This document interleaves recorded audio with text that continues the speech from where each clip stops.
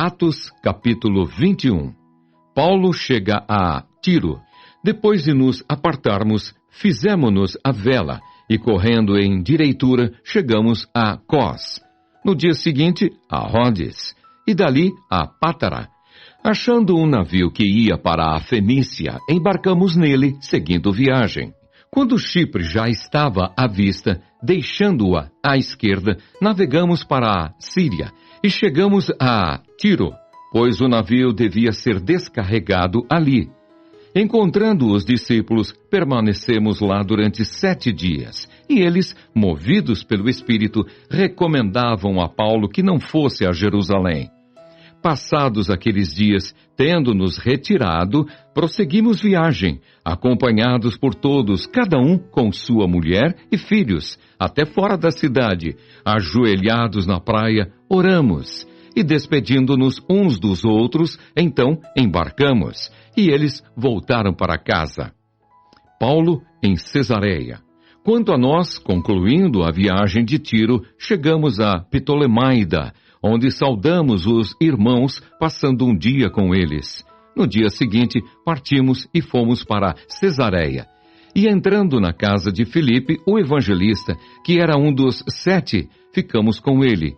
Tinha este 4 filhas donzelas, que profetizavam.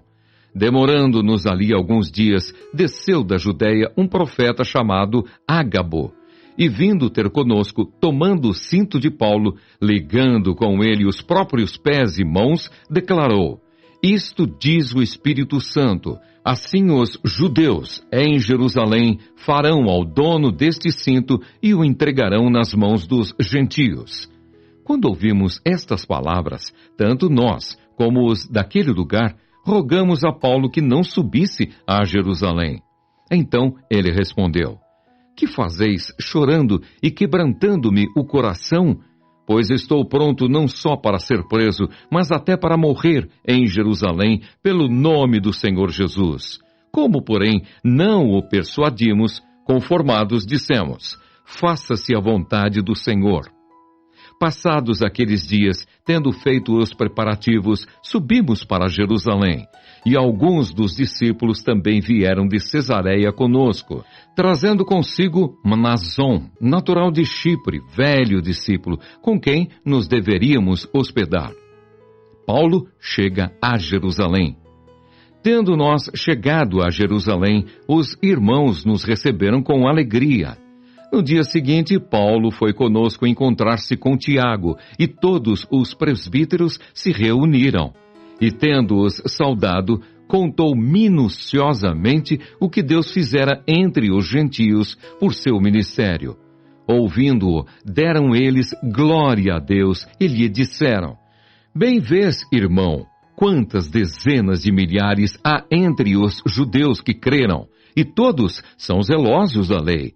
E foram informados a teu respeito que ensinas todos os judeus entre os gentios a apostatarem de Moisés, dizendo-lhes que não devem circuncidar os filhos, nem andar segundo os costumes da lei. Que se há de fazer, pois? Certamente saberão da tua chegada. Faze, portanto, o que te vamos dizer. Estão entre nós 4 homens que voluntariamente aceitaram voto. Toma-os, purifica-te com eles e faze a despesa necessária para que raspem a cabeça, e saberão todos que não é verdade o que se diz a teu respeito, e que, pelo contrário, andas também tu mesmo, guardando a lei. Quanto aos gentios que creram, já lhes transmitimos decisões para que se abstenham das coisas sacrificadas a ídolos, do sangue, da carne de animais sufocados e das relações sexuais ilícitas. Então, Paulo, tomando aqueles homens, no dia seguinte, tendo-se purificado com eles, entrou no templo, acertando o cumprimento dos dias da purificação, até que se fizesse a oferta em favor de cada um deles. A prisão de Paulo. Quando já estavam por findar os 7 dias, os judeus vindos da Ásia, tendo visto Paulo no templo, alvoroçaram todo o povo e o agarraram, gritando: Israelitas, socorro! Este é o homem que por toda parte ensina todos a serem contra o povo, contra a lei e contra este lugar. Ainda mais introduziu até gregos no templo e profanou este recinto sagrado. Pois antes tinham visto Trófimo, o Efésio, em sua companhia na cidade e julgavam que Paulo o introduzira no templo. Agitou-se toda a cidade, havendo concorrência do povo, e agarrando a Paulo, arrastaram-no para fora do templo e imediatamente foram fechadas as portas. Procurando eles matá-lo, chegou ao conhecimento do comandante da força que toda a Jerusalém estava amotinada. Então este, levando logo soldados e centuriões, correu para o meio do povo.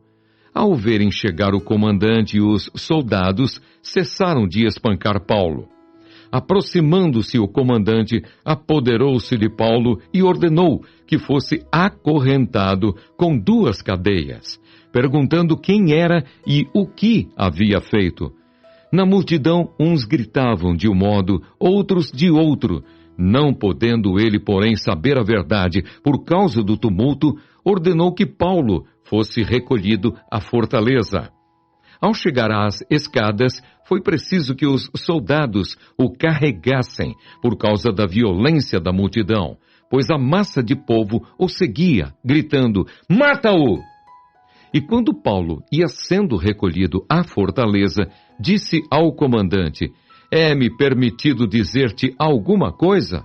Respondeu ele: "Sabes o grego? Não és tu, porventura, o egípcio que, há tempos, sublevou e conduziu ao deserto 4.000 sicários?" Respondeu-lhe Paulo: "Eu sou judeu, natural de Tarso, cidade não insignificante da Cilícia, e rogo-te que me permitas falar ao povo."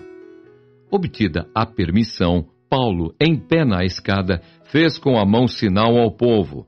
Fez-se grande silêncio, e ele falou em língua hebraica, dizendo: